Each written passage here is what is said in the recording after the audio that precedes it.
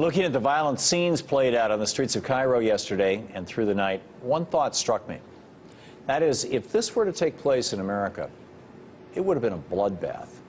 Our nation owns more guns than any other in the world. So do you think we would have resorted to rocks and sticks in our political violence? Or would it have been an all-out gun battle in the streets? More importantly, what Egypt is showing us is that a well-armed citizenry is not necessary to overthrow an oppressive government. So what exactly is the point of the Second Amendment?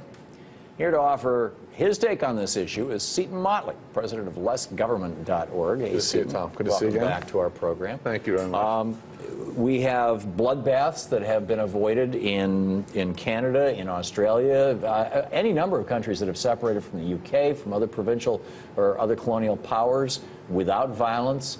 But mostly, I look at that crowd in Tahrir Square and I think if 10% of those people were carrying guns and had started shooting and taken off the facades of buildings or shot when the thugs came in, that it would have been all over. They would have come in with our Apache helicopters and it would have been crushed. I'd like you to ask all the store owners who were being looted whether or not they'd like a gun to prevent their property and their items from being damaged and stolen.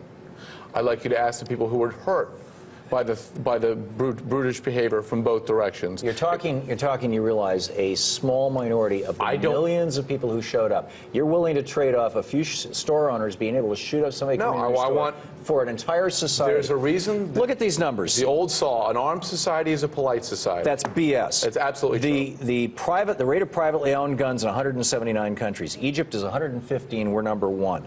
The number of privately owned guns, for every 100 people in the United States, 88.8 of them own a gun. In Egypt, 3.5. They have very strict gun control.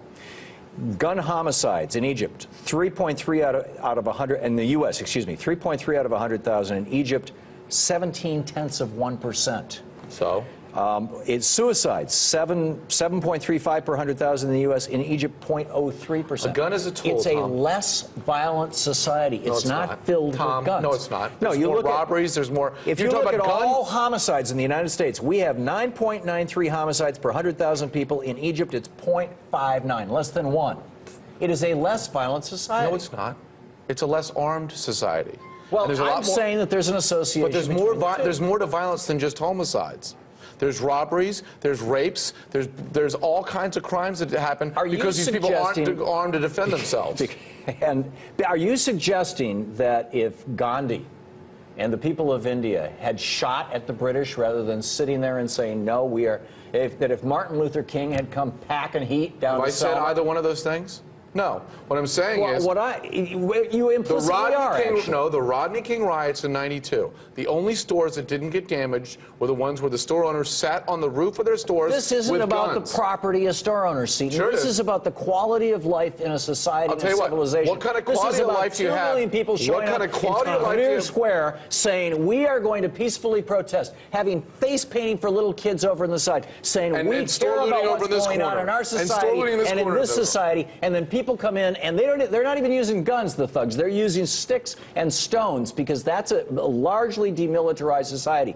Demilitarized? The Army runs the show. The Army runs the show in Egypt. The Army has the military, and the Army was not using it, and that's the whole point. Had those people in that crowd started shooting at these government thugs, all hell would have broken loose, and you know as well as I do that 300 Apache helicopters would have come over the tops of those buildings, and they would have taken out the crowd. What you look at, okay, look, there's homicides. There's 9 million crimes below that. This has nothing to do with crime. My point is that a disarmed civilian society is perfectly capable of overthrowing a dictatorship. Have they overthrown it yet? How did it go in Iran? How did it go in Iran? It is moving in the right direction. It went well in Canada. It went well in Australia. It went well in Austria. It went well in Norway. How'd it go in the Soviet Union? How'd it go in China? The Soviet Union disintegrated without violence. It wasn't an armed insurrection in the Soviet Union. Again, we destroyed it from the outside in. No, we did not destroy it. Yes, we certainly did. It crumbled from within. No, that has nothing to do with whether or not people would have died in Tahrir Square if they had guns. Ask the 60 million people in the Great Leap Forward whether they'd like to have guns against Mao's thugs.